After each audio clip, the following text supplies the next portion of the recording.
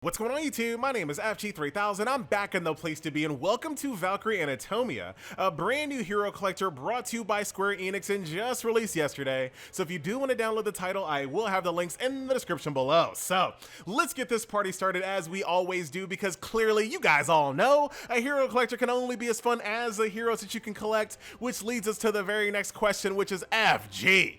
Does this game earn your FG3000 stamp of approval when it comes to collecting said hero? So let's actually talk about that. Let's start off with the 2D character art. In my opinion, the 2D character art in this game, it's average. Like, there's nothing really spectacular about the 2D character art. It's not going to be one of those things that kind of set this game apart from other hero collectors, but at the end of the day, it's also not a deal breaker. But it does lead me to my very first kind of nitpick and criticism, and this is totally subjective. I don't anticipate a lot of other people to feel the same way, but I feel like the overall art direction and the overall consistency of the art direction per character is just kind of totally all over the place in this game, and I understand why. Some of the characters in this game come from various previous Valkyrie games, so what the developer tried to do is that they wanted those characters to feel like they came from the game that they originated from. Like, I totally understand that, I totally get it. However, the end result of that art design decision makes it so that when they're in this game, they look out of place and they don't mesh well with the other characters. So it just feels like the character designs are all over the place, but I understand why they didn't try to make those characters look different. They didn't want to, mess with people's nostalgia. Once again, I understand why they did it. All I'm saying is that the end result makes it look like in this game, the character designs and the character consistency is just all over the place. The characters don't look like they mesh in the same world. So that's my nitpick. However, once you jump over into combat, the 3D models, they don't fare much better, but it's not so subjective on that part. So the 3D combat models are very mediocre. They feel very dated. They look like an old PlayStation 2 era game. So overall, 3D combat, not much better. I do give the game a slight pass because if you get like a really awesome weapon from the equipment gacha, you will see that weapon model in combat on your character. So I do like that very much, but overall, 2D art, average, 3D combat models, mediocre, dated. Overall, it'll sound good, FG, but believe it or not, sit down, brace yourself, get ready. I'm still giving this game my FG3000 stamp of approval when it comes to the heroes that you can collect. Now, I know you're like, FG, this stamp don't mean anything anymore. You just give it to anybody. Hold, let me explain. So in this game, I feel like the individual character story arcs are some of the best individual character story arcs that I've ever played in a hero collector, period. They are so good and so, I hate to use the word immersion, but I am so immersed in the individual stories of these characters. And I'm gonna give you a slight spoiler, but don't worry, you're gonna find the story. They're gonna get the spoiler within the first 20 seconds of the story. But all the characters that you recruit are dead.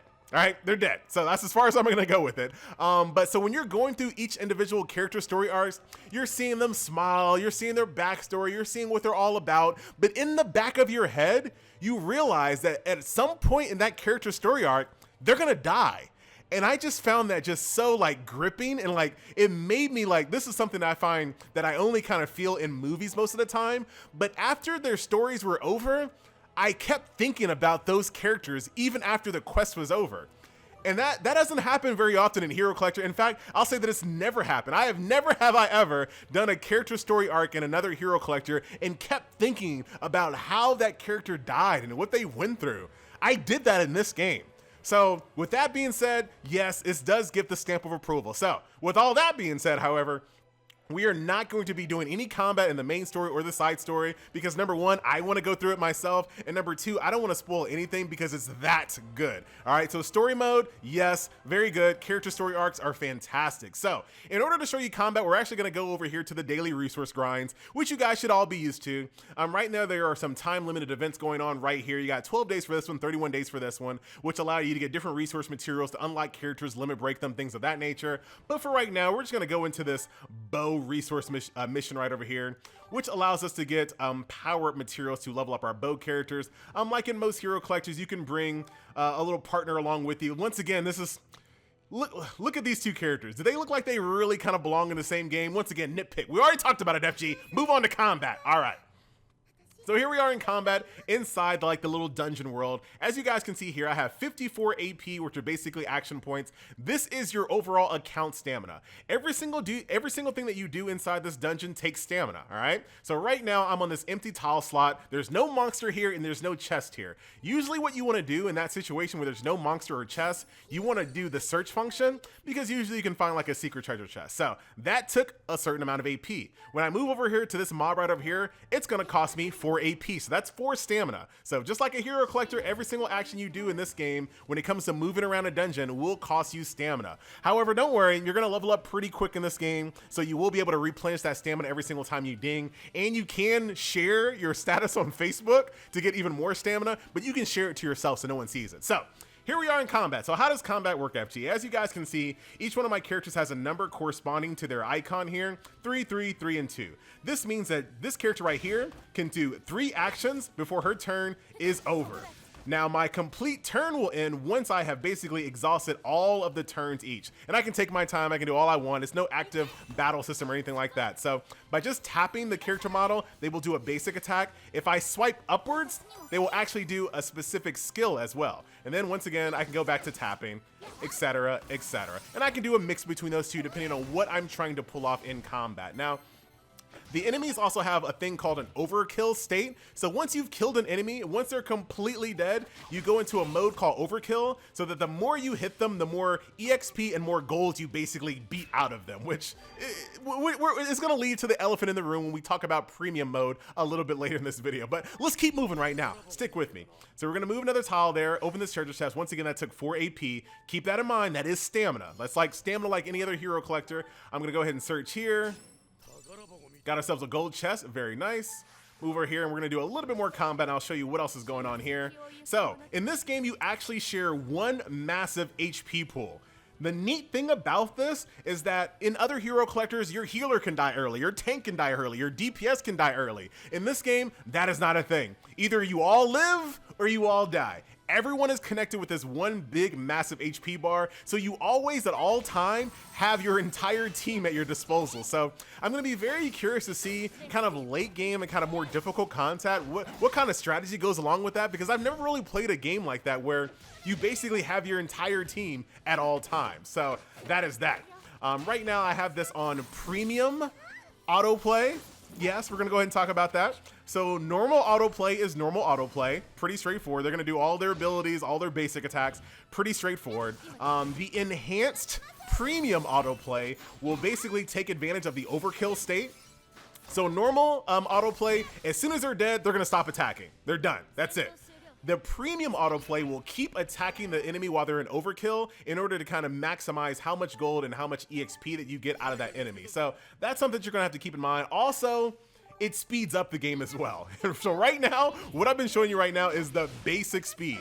This is the normal speed right here. So if this is cool with you, you're good. However, there is more speed that's available only to premium accounts. And once again, I know it's an elephant in the room and we will talk about that. In addition to combat, in addition to the skills, the tapping to do basic attacks, the 1 HP bar, you also have this power meter right over here that will power up all the way up to 4. If you get it up to 4, all 4 of your characters will do one big massive attack. But if I just do 2 right now, that means 2 of my characters will do one big attack. And I'm getting kind of low on HP, but we should be fine. We might be able to stretch it out to 3 here. And then we'll go ahead and pop it. So here is like our ultimate ability where 3 of my characters in this instance will kind of team up together to do some massive damage there. So that is combat over here inside Valkyrie Anatomia. I like it. I really do like the combat in this game. You know, janky character models aside, I think overall the combat is pretty fun. The 3D backgrounds actually are pretty decent as well. So what it lacks in 3D character models, I think it makes up in, you know, being able to see your weapon and of course, being able to have some really cool backgrounds as well. So overall, I like combat, I like the flow, and I'm very much looking forward to seeing how combat changes the more higher level you get. So let's go back over here to the home screen. We're gonna do a little bit more combat because now I wanna show you what premium basically does here. So once you've actually topped up in this game, and there are different levels of this, and once again, we'll talk about that a little later, you have to pay money to unlock this premium speed here. So right now, I'm on max speed. This is only available if you pay for premium, all right? So let's go back in here and I'll show you what the game now looks like, basically with this premium, pay only, non-free-to-play, no way a free-to-play player can get it. It might be a reward. They have hinted that there might be some event rewards that'll allow you to get premium time. But for the most part, this is gonna cost you money every single month, every 20 days, topping up premium in order to get this speed and this autoplay. So that overkill autoplay that we just showed and this speed right here is only available for premium players. The minimum ticket to entry when it comes to premium that I saw was $16 every 20 days. 20 days! Not even 31 days, Valkyrie Anatomia, not even 31 days. So needless to say, the monetization of this game is a big turnoff. It really is, and I am so enamored with the character stories that it really kind of pains me to see that the monetization is such a massive miss. And then once we kind of get out of this combat scenario, I'll show you a little bit more, but I want to kind of give you a little bit more feel of how, you know, much faster the game might play for you if you decide to be a premium member here. I'm actually going to kind of run out of stamina, but I should have some stamina pots that we can kind of pop a little later. But as you guys can see, much faster, and it does take advantage of this overkill, basically beating even more EXP and more gold out of the mobs every single time. I understand why there's speed associated with this, because if you had that premium overkill autoplay, it would make combat actually slower because you spend more time in overkill than it takes to actually kill something. So the speed is a welcome addition, I must say. So that is that. Do I think the game is absolutely unplayable without premium? No. And, you know, once again, you can kind of make your own judgment. That's the reason why I decided to play the game without the speed enhancements when we first did combat, because I want that to be your first kind of preview of what combat is like in this game. Normal speed, not this premium stuff, but I totally concede the premium, the monetization is quite the turnoff here. Look at this guy trying to embarrass me on video here. That is not gonna happen, buddy boy. And you can kind of, what you can do, you can kind of play on the edge here. Make sure that all of your characters do all of their abilities first, right there at the end, and once they've completely exhausted, then pop your ultimate here. Or you can do this during overkill state, once again, to get even more. It wasn't enough damage, though. How embarrassing. I probably should have just saved it then. Womp womp. But that is combat in this game. So we showed you combat, we showed you some cool backgrounds and character models. I showed you premium and non-premium autoplay and auto speeds. So that is that. Quest clear. I'll send some stickers to my friend. Thank you for supporting me. Appreciate you. Very nice.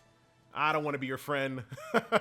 So, and as you guys can see, I was able to go through that entire little dungeon here, and now I'm in -8 AP. So keep in mind, this is just like stamina in any other game, but I've never actually seen a hero collector which will allow you to go in negative. But I like the fact that they did that, because that way you don't have to think about how much stamina that you need before you actually go into one of these events here. So I get that. So we talked about main story, we talked about limited adventures, we talked about premium and non-premium autoplay. There is more to come to premium, ladies and gentlemen, believe it or not.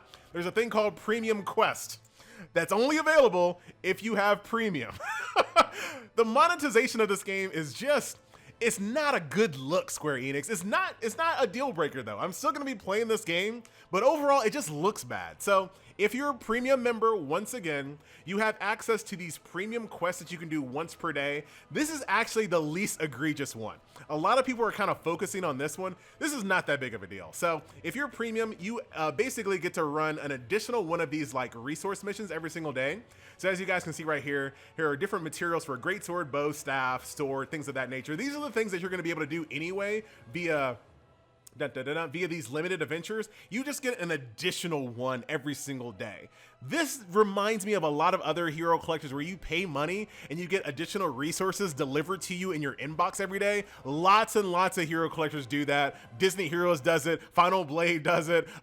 Destiny Child does it. Dan Mimble. So many games allow you to kind of pay a little extra money to give you a little extra resources every day. But like I said, those games just deliver it to you in your mailbox. This is the only time where it was the form of a quest, which doesn't necessarily need to be a thing, and it makes the game look worse because of it. Because if someone just looks at this and realizes that they are locked out of a quest because they're not premium, once again, it just puts kind of like a bad taste in your mouth. So if we kind of jump over here to the monetization here, as you guys can see, you have to at least $16.99 every 20 days in order to have premium on your account.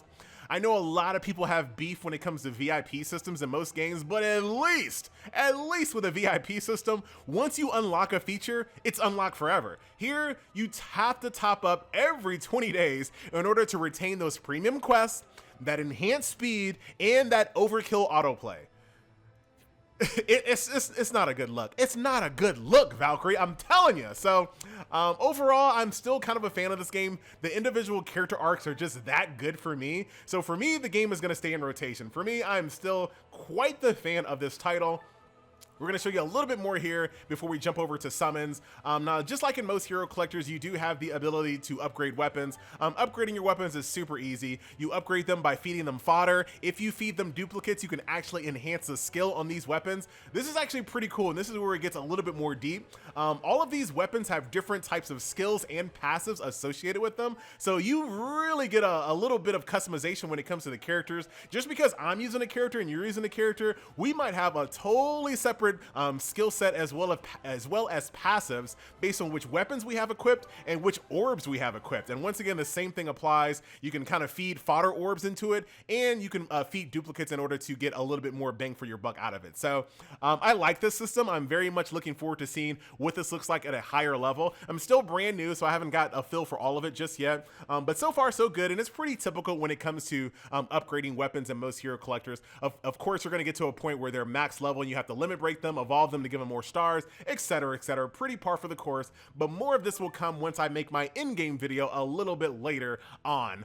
So the only thing that I haven't been able to show you is whatever this is here. So once again, this will come in our in-game video to show you more about that, but we have to end this video off as we always do. And here's my beef once again. These two characters actually come from a previous Valkyrie game, but look at these two different character arts here. They don't look like they even belong in the same game. Once again, a nitpick, FG. I know. So I guess we'll just do this one here. A chance for lightning weapon, high rarity up. Let's go ahead and do one summon. The 6-star drop rate in this game is 7.5%, but do keep in mind this is an equipment gacha. Summoning, not great. Summoning animation, not great. The overall UI of the game, once again, kind of dated looking. But I think that the pros of this game outweigh the cons. I think if you can kind of look past the monetization of the premium, and hopefully they have events that allow people to get premium for free, I think that'll go a long way of going about it. But yeah, I really think that's a bad look. I think from like a PR standpoint, that's going to be a thing. Oh, there's a 5-star. It's called Chaos. Not a 6-star yet. Here we go. But I think that's going to be a thing when people say, here's the 6-star. Super rare, Million Terror Staff. And here's another 6-star. And this is this weapon right here. So pretty high rates when it comes to pulling 6 stars, so that's always appreciated. But this is my fear when it comes to games like this. When you have monetization issues like this, and someone's on Reddit or someone's on Discord or something like that, and they say, hey guys, should I play Valkyrie Anatomia? The number one thing that's always gonna pop up in most people's conversation on that is like, hey, that game, the monetization sucks. Here's why. You gotta pay for this, you gotta pay for that. And I think that's going to be something that's really gonna detract from this game long term, and I think it's gonna kind of stifle the overall growth of this title, unfortunately. But I'm still gonna be here because, like I said, it's been the only time I can really think of this happening is when I watch movies, right? When you know when you leave a really good movie and you're still thinking about the characters and you're still thinking about the world. I haven't felt that in a hero collector ever, and kind of seen, and it's only been 2 characters so far. I could be totally wrong later on, and all the character story arcs suck from this point on. But these 2 characters and watching their story and watching how they died, it really grabbed me. Like it stayed with me. That's weird. That's totally weird. I know, but it stayed with me. And because of that, I'm going to keep this game in rotation. But I do totally get if you want to pass on this one because yeah, this premium is a little wacky. So that will do it. Ladies and gentlemen, boys and girls, once again, my name is FG3000. I thank you so much for watching, and I will see you guys in some later videos when I get a little bit deeper into this game once I have some more time on my hands. I have been just kind of traveling back and forth due to some real life emergencies going on. So didn't really have a lot of time to dive into this one, but everything's doing a lot better, and hopefully we'll be able to get back into the swing of things, because I know there's a lot of games out there waiting for attention. So that will do it. I'm out. See you guys next video. Later.